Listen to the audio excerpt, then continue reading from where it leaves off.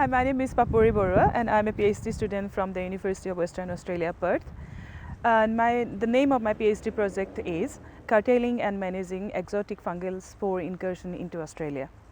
My PhD project is about looking at different materials as potential spore carriers into Australia and looking at if we find any spore incursion or any material infested with spores, and look at if those spores are viable and can infect the host in Australia.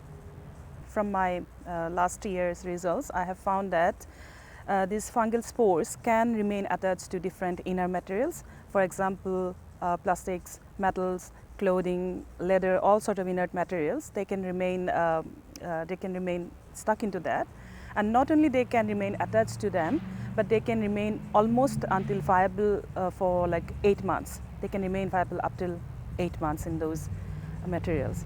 So which is, I believe, it's a pretty big result, because previously we didn't realize this sort of materials could have the potentiality to bring new spores into Australia and could be biosecurity threat, but it seems that they are actually. What I'm doing is I'm developing an assay to identify the viability or detect the viability of fungal spores in a very rapid way, like within 2 hours or so. This research will be actually beneficial for, I would say, for everyone if you look at the agriculture and economy of Australia, because we rely more on the agriculture like wheat as well. And particularly the biosecurity, all state and federal agencies, quarantine agencies, and tough biosecurity and import and export as well.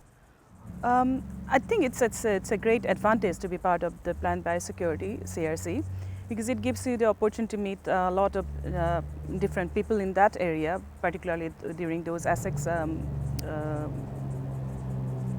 science exchange programs, and to meet different people from federal government as well, the quarantine department as well, and you know more research, what sort of research is going around, and gives you benefits to learn all these things as a PhD student.